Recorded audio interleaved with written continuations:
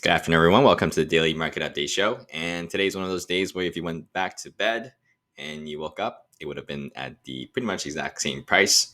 But overall, we are starting to see a little bit of a potentially a distribution zone, or it could be accumulation zone. But so we have to look at, we're going to be looking at QQQ, SPY, and Nvidia, Tesla, Apple, Amazon, Google, Microsoft, and Meta.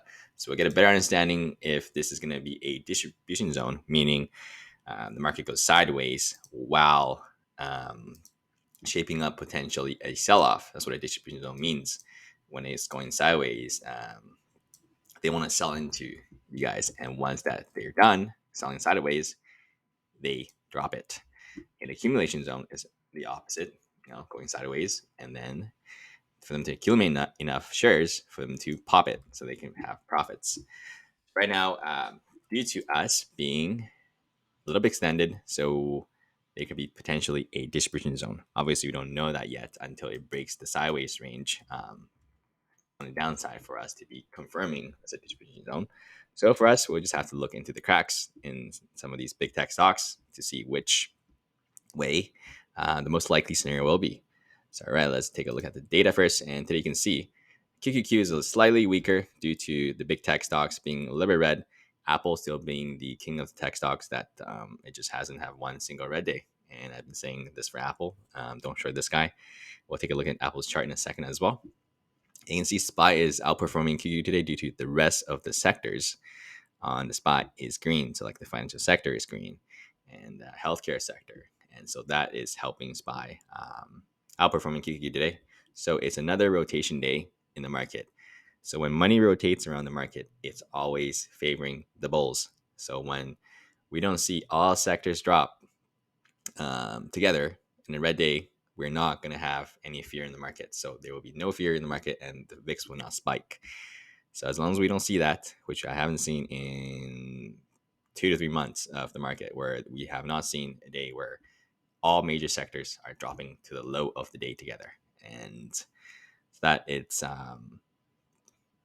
very notable. And as long as that money continues rotating around different sectors, when like when the tech sector is red, we want to see money going to the healthcare and the financials. If the financials and healthcare is red, we want to see money rotate into the tech sector, and that would be the most ideal for bulls. For your bears, you want to see all sectors dropping. That means money is leaving the market instead of rotating around.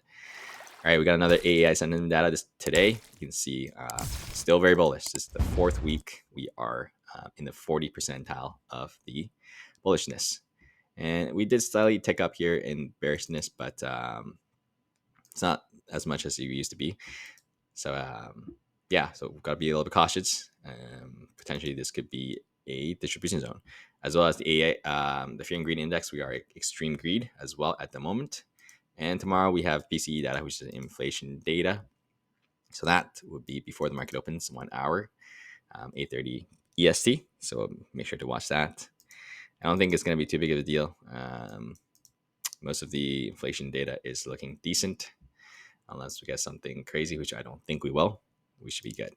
And Jerome has been talking a lot this week, and this probably increased from around 70 to 80, but it makes no difference to me because 70% rate hike versus 80% rate hike is still a rate hike. And the only difference that I saw is the potential of the second rate hike probably actually increased for this week. And so if it does end up switching to a hike, so we want to see obviously this percentage higher than the hold. Currently is priced in as a hold for the rest of the year after that July hike. So if we get a second hike, then market still needs to price that one in yet. So as of now, there is no need to price that one in yet, as of yet. Maybe Jerome will come out, or again, 2-3 weeks later or something to talk more about and try to get this. As of now, no signs of that yet. All right, let's take a look at the charts. QQQ, very flat day today. On Tuesday, we talked about where we need to set that lower high, meaning this pivot high is going to be lower than this prior pivot high.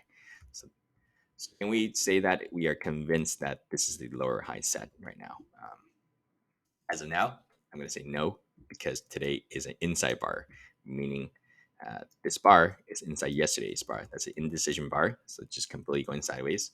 As long as we don't break yesterday's low, not very convincing to me that this is the lower high set. 'Cause tomorrow we can just have a green day and we can break that and head higher to test the 52 high. So if the bears cannot show me that they can confirm a hourly downtrend, then I'm not going to say that lower high is set on the daily chart. You can see right here, bears had this one nice big move, bounce. This right here should have been where bears break that prior low and confirm an hourly downtrend for me. And as of now, they did not, and then we bounced. So that means it's just a day that is tightening up completely sideways. And we are pretty much 5 minutes left into the end of the day. So I'm going to say there's no chance they're going to break down below this. So tomorrow is going to be key for me. So I want to see bears at least, confirm a hourly downtrend for us to say convincing, say this is the lower high set, because this is one big move on the daily. That's the bounce. And if that's the lower high set, then bears have a chance to potentially form that daily downtrend if we do break this prior low on this Monday low. So that would be 357.59. Now, bears don't even have the first step. Well, they do have the first step. They have a big enough drop already. So, right, and this is the bounce. And now I want to see that daily downtrend form up for them. If not, we are likely going to head up to 369. And if we break that, we're going to head to 52 hikes again, and continuing the bull move. So, hourly downtrend is key. So, make sure to remember that, you guys, tomorrow for that hourly downtrend to form for it to say convincing reset. Not, then you bulls are holding your position perfectly fine. So, and you will just follow. We'll get the 12 EMA. We continue to bounce off the 12 EMA, even though we dropped through it on Tuesday. You can see as long as we hold above it, that teal looking line, there's just no red flags. Bounce, bounce, bounce, back above it. So if it's like a 1 day thing, it just kind of goes below it. Next day we fly back through above it. It's just a bear break, lacking follow through, and that's a good sign for the bulls. What you want to see is a convincing break below and close candles below it. Then that would be a notable break for me. And you can see all the tech stocks are actually still holding above their 12 EMA. Most of them are. So that's one of the reasons why we look at these big tech stocks to see if they will show us some convincing breaks. All right, let's get to SPY first, then we'll get to the tech stocks. SPY, like I mentioned, is a lot stronger than QQQ today. You can see QQQ did not even get over above yesterday's candle, and SPY did. So if SPY is making new highs higher than yesterday's high, then there's not a lot of fear in the market. And that's why you don't see big sell-offs at the moment. So SPY is still bouncing, so we don't know if the lower high is set yet. We can't say this is the pivot being set either, because having an hourly downtrend, if bulls are literally in control of the hourly uptrend at the moment. So no signs of bear showing up yet. Other than that, there's a little triple top here, right? We can't get over that level 3 times today. That's it, right? And what I want to see from the bears of this triple top, this is a ascending triangle right there. A line better. Straight line across and ascending triangle, meaning every time we drop lower, bulls want to buy the price a little bit more expensive. So that's a good sign for them to potentially break above this triple top. But it's the psychology of it. It's like, yep, oh my gosh, I need to buy this thing. And then, oh, I want to buy it, but I want to buy even more expensive. That means FOMO is still in the market. So I want to buy more expensive, and just bounces again. So bears just playing defense here. But at one point, if it's, everybody wants to buy it more expensive, it's going to break, right? So we'll see if the bulls can break above this triple top tomorrow, or the bears can break that ascending triangle in the bearishness. And obviously, if that happens, QQ is going to break that hourly downtrend as well. So we'll see. And make sure tomorrow, not tomorrow, Monday is half a day trading. Tuesday is a holiday. So we're getting kind of, boring action for today and tomorrow. Feels like very choppy, tight range, sideways type of action. Not much action going on. Just so you guys know, that's why it feels a little bit dull today. All right, let's take a look at Nvidia. The Nvidia is getting same thing, as tight as it gets. You can see after this big drop, we got an inside bar. This bar is inside yesterday's bar, and another inside bar of yesterday's bar, and today's another inside bar. So it's on tightening up. At one point, when we break that inside bar, there will be a lot more volumes. We either get another one of these big drops when we break that inside bar bearish, or we get one of these big pops when we break that inside bar bullish. Tomorrow for me is that low 406 and how be 416 exactly. We'll see which way it breaks. So far, the bears are closer to 406 than the bulls. So if we do get a red day on QQ tomorrow, this is going to break to the bear side. And if it does break to the bear side, this 404 is going to be the support for me. And then next would be that 40396 zone. If we do break through that, which will come back to this cluster.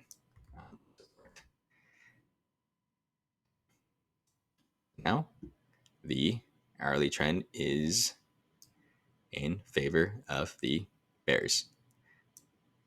This was the pre-market news where that they were saying after our news and pre-market where they're saying China, Biden trying to like restrict AI chips to China or something. They have that all the time, and you can see they both the dip. But as of now, it is just a hourly downtrend tightening up, and we'll see which way.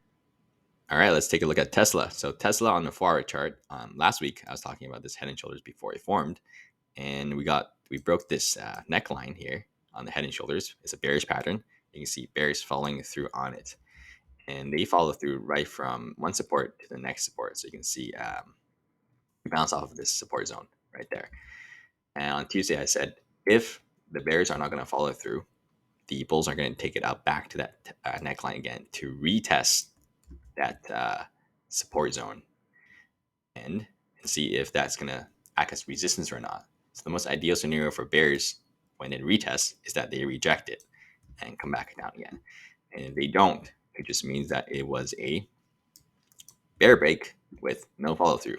And essentially, bears used up all their ammos, and now they have run out of any ammos left to do anything. So once we retested this area once, and the bears cannot defend it, so we break above it with volume. You can see all these volume coming in, and now the bulls are back into their sideways zone, which is good for the bulls because when you have a really large move from, especially a straight move like that, and now you can consolidate on the top of the move, that's a really good sign for the bulls. Meaning, you can just consolidate going sideways and let all the indicators cool down and catch up, and then once the bulls are ready again, that's it. They'll go again. That means it's like accumulation zone. So we'll see if the bulls can, just hold on in this level and for the next move, maybe a couple weeks later, or we'll see where the market goes. It really depends on QQQ as well, where QQQ is going to decide to go. So as of now, good sign for the bulls. Back to that, back to their sideways zone. And of course, it's going to act as resistance when we come up to this top of this head resistance. But so far, so good. It's outperformed QQ today very slightly because it's and we'll see if I continue to do that. Slight green and 0.5%. QQQ is roughly up, I think. Down 0.2%. So it's definitely outperforming by 0.6 today. All right. And this could actually shape up a equilibrium if it bounces a little bit more.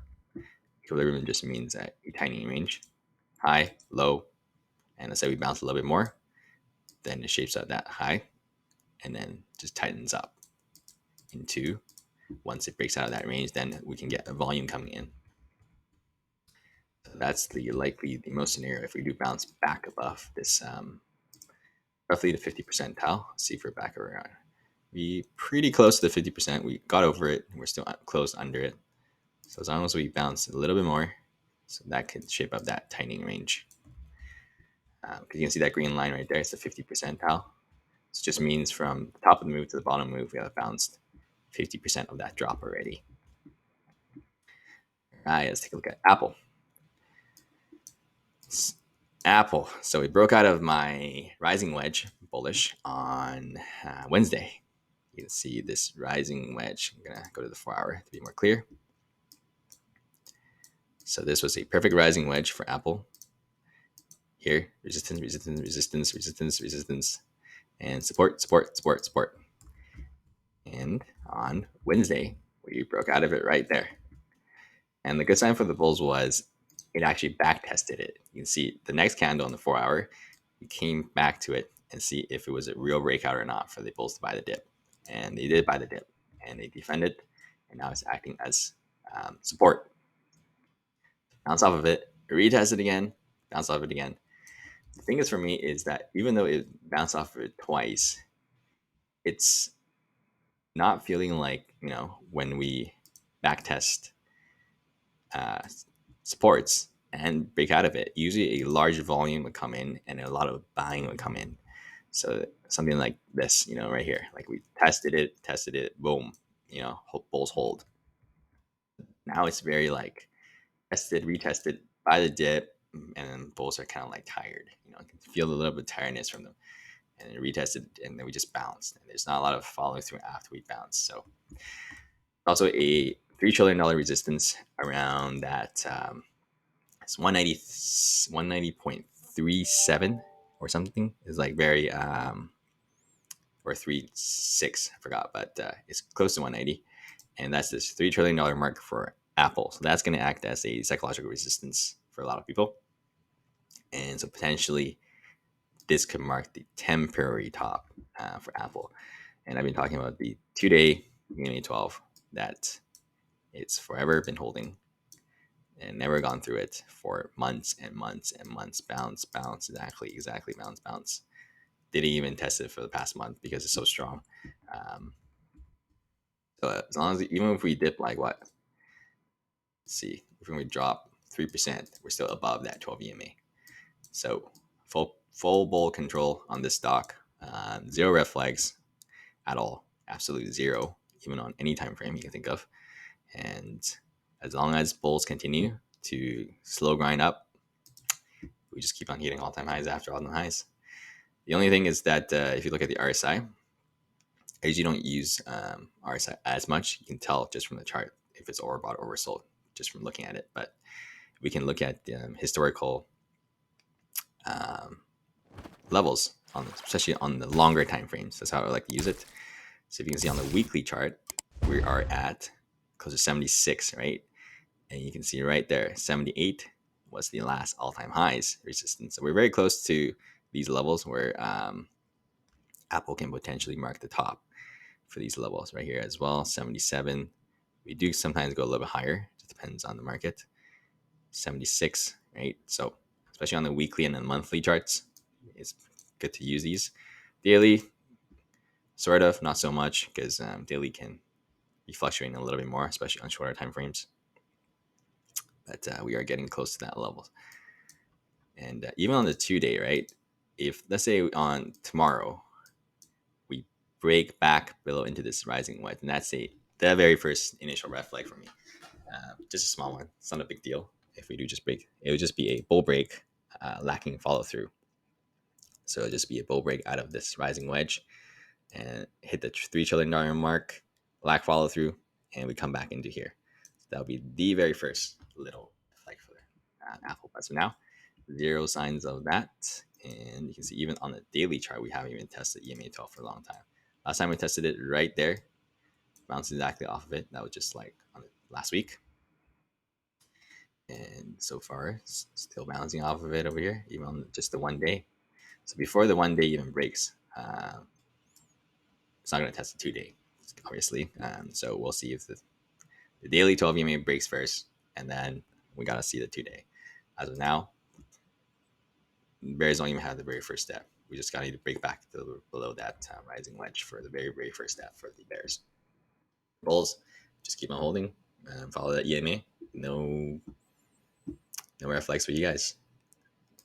All right, let's take a look at Amazon. Just gonna take a look. How much time? Minutes.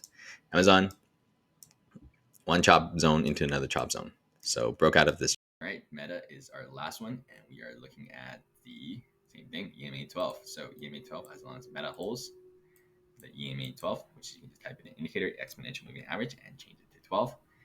And that would still be a full bull control. You can see bounce off of it, bounce off of it. Tested right there on Monday as well, and now we are testing it again. But the thing for me is, it looks like it's slowing down because of this sideways chop zone here. Try to get over it, this high, this 289 high, 4 times, and we just cannot get over it. That's going to be my key zone for us right there. This 289 zone.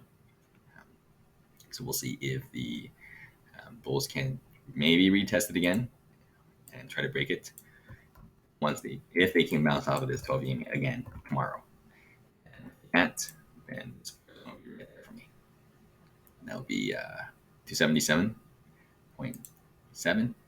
So if it breaks below the 12 EMA and we break below 277, then that's a character shift for me for Meta. Let's see. There's not a lot of trend here. Again, it's just a chop side zone. Obviously, the trend is in favor of the bulls at the moment. Daily, weekly, monthly, everything you think of is in an uptrend, just from how long we have been going up. And we have started to retest. That is also the gap. So bulls filled the gap, but we haven't gone over it. So we'll see if they can. If they do get over it, there's actually not that much of a resistance all the way up to roughly this 298 level. I would say 299 to this zone. You can just see there's not a lot of volume, just like that gap. Nothing really here, nothing really here. So it'd be easy for the bulls to get to 299. And it would be 300 for psychological resistance for you to get over that. If the bears break that EMA 12 and show up on the hourly downtrend and break that 277, then we can start looking at the changing trends. If that's a big enough move, where bears can potentially start looking at the next. You could say this potentially be a head and shoulders, but as of now, it's way too early for us to say anything unless bears prove to us that this could shape up. So, and that would be the neckline for it to break. But as of now, we still need the hourly downtrend to form for us to be even convincing. This is one move, this is a double top. So we wouldn't say that's a pivot. Hourly downtrend. Yeah, not convincing enough for me. I want to see us break below this 277 before I can say we shaped up some form of hourly downtrend bounce, and that'll be convincing for me. Say that this daily set temporary for now. Obviously, the meta can go higher, in months, right? Later, very top if that hourly is set, and we can potentially set a form of mean reversion and consolidation. We could come back down here, drop, bulls buy back the dip, and then chop around, and we'll see how it shapes up at the end of the year. So it doesn't mean that we're just gonna roll over to some low 200s, whatever. But markets don't move straight up or straight down, so it's always a zone to look at, especially when one side is too overbought or too oversold. We want to start leaning to the other side. When we see some cracks in the markets. But now there is not a lot of red flags on most of the other stocks, especially Apple. So before Apple starts to crack, there's not a lot to worry about for the QQQ bulls. Yeah, as well as Google and Microsoft could just join back the team bull just from breaking this Wednesday's high. Microsoft will be back in the uptrend and breaking Monday's high for Google. Google will be back to neutral trend and shape up. So no huge red flags yet, but if these guys start to crack all of them together, then we'll readable. And of course, I'll let you know. And yeah, feel free to subscribe if you guys made it this far, as well as all likes and shares are always appreciated. And tomorrow, I'll see you guys tomorrow. And if you guys have any questions, feel free to comment below. And I will see you guys tomorrow for the market update. And make sure to know that the market is half a day on Monday and closed on Tuesday. All right, have a great